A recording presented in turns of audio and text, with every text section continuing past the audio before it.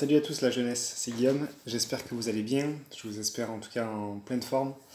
Et voilà, comme Thomas l'a déjà un petit peu annoncé avec les responsables, on voudrait vraiment vous bénir de temps en temps en vous postant quelques capsules vidéo.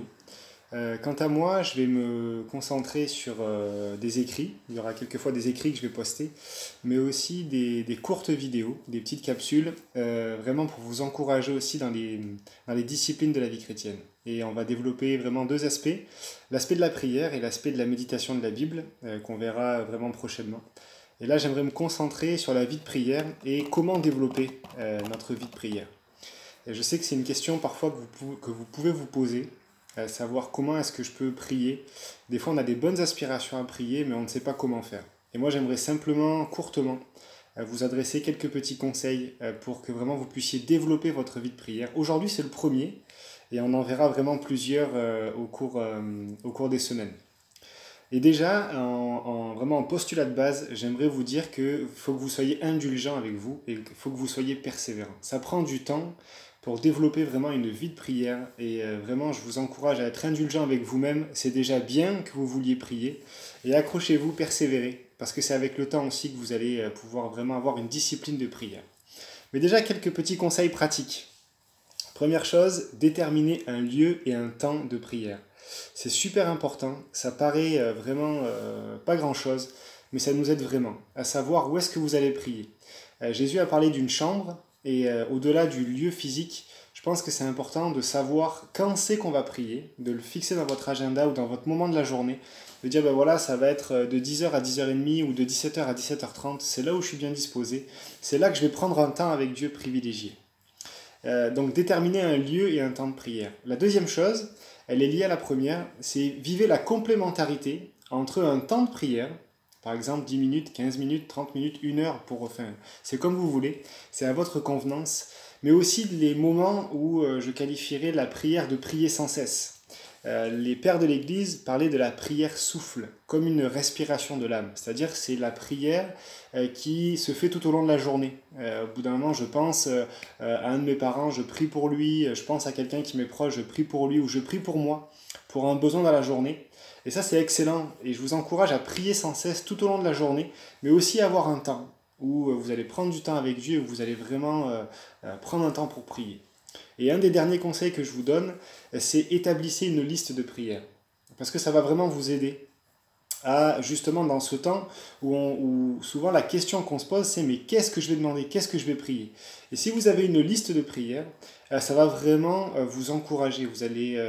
Parce que vous allez savoir pourquoi vous allez prier pour vous-même, pour quelles raisons vous allez prier pour vos proches, pour qui vous allez prier. Et ça, c'est bien d'avoir une petite liste de prières. Maintenant, pour ceux qui pourraient se dire, moi j'ai besoin de sentir l'inspiration dans la prière, j'aimerais vous dire, libre à vous. Même si vous avez une liste de prières, si à un moment donné le Saint-Esprit place quelque chose sur votre cœur, libre à vous de la mettre de côté et d'y revenir ensuite. En aucun cas, c'est une aide pour vous, pour le développement de votre vie de prière. Mais si vous vous sentez inspiré, au contraire, allez-y. Laissez vraiment le Saint-Esprit aussi inspirer votre vie de prière parce qu'une certitude, c'est qu'il sera là pour vous aider aussi. Et donc on va parler sur le Notre Père. J'aimerais vraiment centrer le début de vraiment cet encouragement à développer votre vie de prière sur le Notre Père. Alors je vous laisse le découvrir, je le lis vraiment pour vous. Et on commence aujourd'hui et on terminera, et on continuera dans les prochaines capsules. Donc on y va. Notre Père, Matthieu 6, verset 9, voici donc comment vous devez prier. Notre Père céleste, que la sainteté de ton nom soit respectée, que ton règne vienne, que ta volonté soit faite sur la terre comme au ciel. Donne-nous aujourd'hui notre pain quotidien. Pardonne-nous nos offenses, comme nous aussi nous pardonnons à ceux qui nous ont offensés. Ne nous expose pas à la tentation, mais délivre-nous du mal, car c'est à toi qu'appartiennent dans tous les siècles le règne, la puissance et la gloire. Amen. Premier encouragement pour aujourd'hui, notre Père céleste.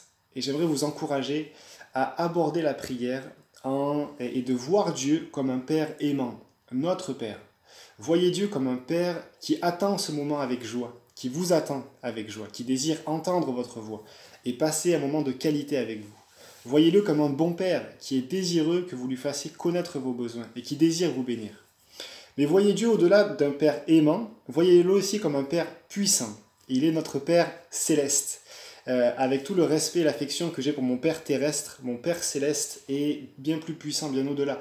Et il peut vraiment répondre à des besoins aussi que même si mon Père terrestre le voulait, il n'y a que mon Père céleste qui le peut. Et voyez-le comme un Père puissant, où il y a toutes les ressources célestes pour répondre à nos besoins.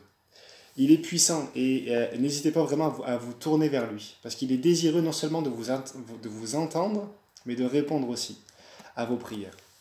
Maintenant, j'aimerais attirer votre attention sur le fait de centrer tout d'abord votre prière sur Dieu. Les 3 premières requêtes du Notre Père, elles sont intéressantes parce qu'elles ne sont pas fixées sur nos besoins à nous, mais elles sont fixées sur Dieu. Notre Père qui est aux cieux, que ton nom soit sanctifié, que ton règne vienne, que ta volonté soit faite. Et après, c'est après ces 3 premières requêtes qui sont vraiment centrées sur Dieu, qu'on parle de tous les besoins quotidiens. Donne-nous aujourd'hui notre besoin quotidien. Et il y a ici un principe important. C'est de démarrer notre prière non en focalisant sur nos besoins, c'est-à-dire le pourquoi de nos prières, mais plutôt sur Dieu, qui est celui vers qui nous prions, et celui qui répond à la prière.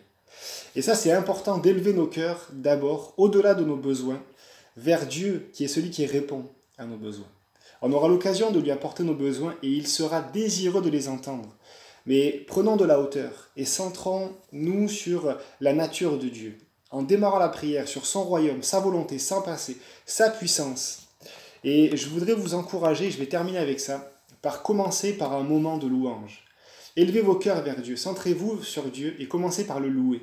Et c'est là où je vois la première signification, même si le verset va bien au-delà de cette signification-là, et on aura l'occasion d'y revenir dans les prochaines vidéos. Mais quand Jésus nous invite que la sainteté de ton nom soit respectée, j'y vois entre autres la dimension de la louange, où il y a plusieurs significations bien sûr, mais il y a cette dimension où je suis invité à louer Dieu pour sa sainteté. Et la sainteté de Dieu renvoie bien sûr au fait que Dieu est pur, il est sans péché, mais il est aussi à part, bien au-delà de notre humanité, tellement grand, tellement puissant, tellement sage. Et j'y vois cette invitation à élever le nom de Dieu, à le glorifier, à le respecter. Et cela est important parce qu'à la fois ça va renouveler notre gratitude, mais ça va aussi élever notre perspective. Et en démarrant notre moment de prière, je crois que c'est très important de commencer par louer Dieu et à le bénir pour qui il est, pour son nom, parce qu'il est le Tout-Puissant, parce qu'il est mon Père, parce qu'il est celui qui est au-dessus de tout, il est l'Éternel des armées, il est mon berger, il est ma forteresse. Et tout de suite, on a abordé la vie de prière, mais on a tellement élevé notre cœur vers Dieu, on est tellement en train de le louer, que même si on arrive, et c'est vraiment le cas souvent, avec nos soucis, avec nos tracas, déjà le fait de centrer sur Dieu et de le voir comme un Dieu bon, comme un Dieu fidèle, comme le berger de notre âme, comme notre forteresse, en fait notre perspective est déjà en train de changer. On n'a pas encore prié, mais déjà on voit que Dieu est avec nous. Et ça renouvelle notre confiance, ça renouvelle notre assurance dans la prière. Donc voilà, c'était vraiment le premier encouragement, vraiment pour vous aujourd'hui. Je reviendrai avec d'autres vidéos, mais en tout cas que le Seigneur vous encourage. Allez-y, commencez à prier, mais surtout n'oubliez pas que Dieu est de votre côté. Il est votre Père aimant, et il attend qu'une chose, c'est que vous puissiez vous tourner vers lui pour qu'il réponde à votre prière. Que Dieu vous bénisse.